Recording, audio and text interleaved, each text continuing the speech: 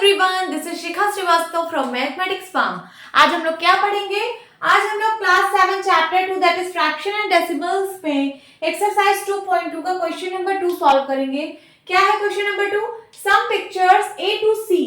आपको A to C में देखिए A B C मतलब A to C में कुछ पिक्चर्स दिए गए हैं। Tell which of them show.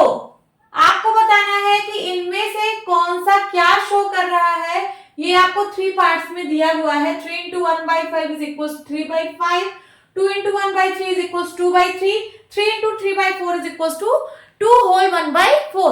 आपको बताना है कि ये जो पिक्चर्स हैं ये इनमें से क्या रिप्रेजेंट कर रही हैं, कौन से वाले को रिप्रेजेंट कर रही है। चलिए स्टार्ट करते हैं। नंबर फर्स्ट है, यहाँ देखिए 1 2 3 3 पार्ट्स हैं। 3 पार्ट्स में से 1 पार्ट शेडेड है। इसको हम लिख सकते हैं क्या? 1/3 लिख सकते हैं ना। 3 पार्ट्स टोटल है, टोटल में से 1 पार्ट शेडेड है 1/3। उसी तरीके से इसको भी आप 1/3 लिख सकते हो। तो इज इक्वल्स टू, यहाँ पे इक्वल टू का साइन है, ये भी इक्वल टू मैंने भी लगाया और यहाँ पे क्या आंसर आ रहा है? 2/3। अब मैंने इसके पिछले क्वेश्चन नंबर 1 में क्या बताया था कि कभी भी आपको 1/3 मिले तो आप इसको लिख सकते हो 2 times 1/3 लिख सकते हो ना। 1 टाइम 2 टाइम आया है 1/3 तो 2 टाइम्स का मतलब मल्टीप्लाई, 2 मल्टीप्लाई बाय 1/3। या फिर इसी को आप लिख सकते हो 1/3 प्लस 1/3। दोनों या तो दोनों को ऐड कर दो तो दोनों की वैल्यू सेम आएगी। चाहे आप 2 टाइम्स 1/3 कर दो, चाहे 1/3 प्लस 1/3 कर दो, दोनों का आंसर क्या आने वाला है? ये देखिए 2 1 जा 2/3 आएगा। क्या आएगा? 2 1 जा 2/3। इसको भी सॉल्व करेंगे तो डिनोमिनेटर में 3 है, ऊपर का ऐड हो जाएगा तो हो जाएगा 2/3। तो देखिए जब मैंने इसको सॉल्व किया लेफ्ट हैंड साइड को, ठीक है, 2 into 1/3 किया तो आपको क्या मिल रहा है? 2/3। इसका मतलब ये जो लिखा हुआ है 2 into 1/3 is equals to 2/3, ये कहाँ पे लिखा हुआ है? ये लिखा हुआ है। इसका मतलब जो A वाला पार्ट है ये इसको शो कर रहा है, सेकेंड वाले को शो कर रहा है। तो आप इसको यहां पे लिख सकते हो A पार्ट, यहां पे मैं नीचे लिख देती हूं A पार्ट, ये जो A वाला पार्ट है A पार्ट शोज क्या? Shows second. A part shows second. समझ गए? जो A वाला पार्ट है वो सेकेंड नंबर को शो कर रहा है। नाउ सेकेंड में क्या है? कितने पार्ट्स है? 1 2 3 4, टोटल 4 पार्ट्स हैं। 4 पार्ट्स में से 3 पार्ट शेडेड है तो इसका होगा 3/4। उसी तरीके से यहाँ भी होगा 3/4, यहाँ भी होगा 3/4। और इन तीनों को जब आप कंबाइन करोगे तो आप इसको लिख सकते हो 3 times 3/4 लिख सकते हो ना। या फिर आप तीनों को ऐड कर दो तब भी बात वही है, 3 times 3/4। ओके, नाउ अब इक्वल टू के बाद क्या लगा है? इक्वल टू के बाद देखिए ये पूरा 1 कंप्लीट का मतलब 4/4। क्या आप इसको 4/4 लिख सकते हो? 4 पार्ट्स में से 4 पार्ट शेडेड है मतलब 4/4, और 4/4 का क्या मतलब होता है? 1। इसको भी आप 4/4 लिख सकते हो, लिख लीजिए ये वाला। और इसको क्या लिख सकते हो? ये है 1/4 तो यहाँ पे है 1/4। ओके, इन तीनों को ऐड कर दीजिए, चाहे आप ऐड करिए या फिर आप तीनों को मल्टीप्लाई कैसे, मतलब जैसे मैंने बताया ये दोनों 4/4 है तो ये 2 times 4/4 हो जाएगा प्लस 1/4। इन तीनों को जो है करिए तो जो आंसर आएगा और इन तीनों को ऐड करने पे जो आंसर आएगा, चलिए मैच करते हैं क्या आ रहा है।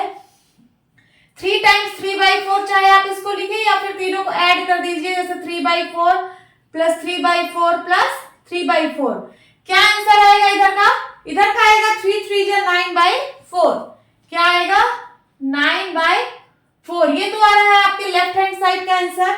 और ये 9/4 किसके इक्वल होगा? यहाँ पे देखिए ये है 4/4, इसको आप 1 लिख सकते हो, फिर प्लस 1 एंड प्लस 1/4। इसको जब आप सॉल्व करेंगे तो ये क्या आएगा? ये आएगा 1 1 ऐड हो जाएगा 2 प्लस 1/4 आएगा। इसको लिख सकते हो 4, इसका एलसीएम ले लीजिए तो 4 और 1 का एलसीएम 4। 1 की टेबल कितनी बार पढ़ेंगे? 4 आएगा 4 बार, तो 4 2 जा 8 और प्लस 4 की टेबल कितनी बार पढ़ेंगे? 4 आएगा 1 बार, 1 का मल्टीप्लाई ऊपर हो जाएगा, 1 1 जा 1 कितना आ गया 9/4। देखिए यहाँ पे 9/4 आ रहा है और इधर भी 9/4 आ रहा है, वो तो आएगा ही। अब इसको आप जो है मिक्स फ्रैक्शन में कन्वर्ट कर दीजिए, क्योंकि ये इम्प्रॉपर फ्रैक्शन है। तो 9 को 4 से डिवाइड करिए, 4 2 जा 8, कैरी आया 1। इसको आप लिख सकते हो रिमाइंडर अपॉन डिवाइजर, इधर लिखा जाता है और जो क्वोशंट में आता है वो आगे लिखा जाता है। तो ये है 2 होल 1/4, 2 होल 1/4। ये देखिए आप, ये लेफ्ट हैंड साइड का मैंने सॉल्व किया है, ये राइट हैंड साइड का सॉल्व किया है, दोनों में आंसर 9/4 आ रहा है। इसका मतलब जब आप इसको सॉल्व करेंगे तो आपको क्या मिलेगा, आपको मिलेगा 9/4। Okay, so this is your answer 2 whole 1/4। चलिए देखते हैं कहां पे है, ये है, देखिए 3 into 3/4 जब आपने किया, इसका मतलब है ये देखिए ये लेफ्ट हैंड साइड है, इसको तो मैंने यही सॉल्व कर लिया। ये देखिए 3 है, 3 into 3/4 जब आपने किया, 1 2 3 4, 4 पार्ट में से 3 पार्ट शेडेड था। यहाँ पे देखिए 4 पार्ट्स में से 3 पार्ट शेडेड है, और ऐसा कितने मतलब ऐसे फिगर में हुआ है, ऐसे 3 फिगर में हुआ है। देखिए 3 टाइम्स ऐसा हुआ है, मतलब ऐसे 3 फिगर थे जिसमें 3 पार्ट शेडेड था 4 पार्ट में से। हाँ, यहाँ पे है।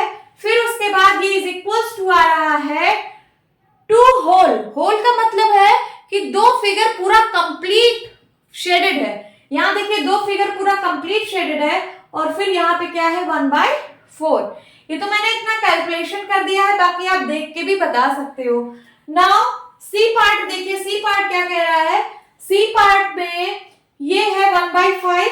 देखिए ये क्या शो कर रहा है 1/5, 1 2 3 4 5, 5 पार्ट्स में से 1 पार्ट शेडेड है। यहाँ भी 1/5 और यहाँ भी 1/5। इन तीनों को जब आप लिख सकते हो 1/5 3 टाइम्स 1/5, क्योंकि ऐसा 3 टाइम्स हुआ है तो आप इसको 3 टाइम्स 1/5 लिख सकते हो। और यहाँ पे क्या है 1 2 3 4 5 पार्ट्स में से 3 पार्ट शेडेड है।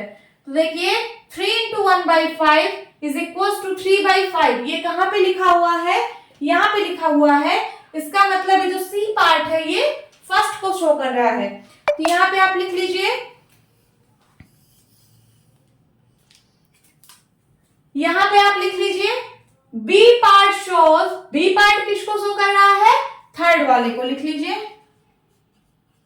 बी पार्ट शोज थर्ड, जो बी पार्ट है वो थर्ड को शो कर रहा है, और एंड जो सी पार्ट है वो 1 को शो कर रहा है। लिख लीजिए सी पार्ट शोज 1। ओके, आपको ये सब कैलकुलेशंस करने की जरूरत नहीं है, आप लोग देख के ही बता सकते हो। 3 into 3/4, 3 फिगर कलर है, 4 फिगर में से ऐसे 3 फिगर है, देखिए ये, और फिर इक्वल टू आ रहा है 2 कंप्लीट, 2 होल। ऐसे देखिए 2 फिगर्स कलर्ड है एंड 1/4 यहाँ पे शेडेड है ना। सो यही है आपका आंसर, इसका ये है। ये भी देख के पता चल रहा है कि 1/3 इसका मतलब है 2 into 1/3 इस साइड, ये इज इक्वल्स टू होगा 2/3 के, यहाँ से भी कंप्लीट हो रहा है। और सी पार्ट जो है 1/5 1/5 1/5, इसका मतलब है 3 into 1/5, और ये किसके इक्वल है, ये 3/5 के इक्वल होगा। सो होप स्टूडेंट्स आपको ये क्लास अच्छी लगी होगी। मिलती हूँ अपनी नेक्स्ट वीडियो में, तब तक के लिए बाय बाय, टेक केयर।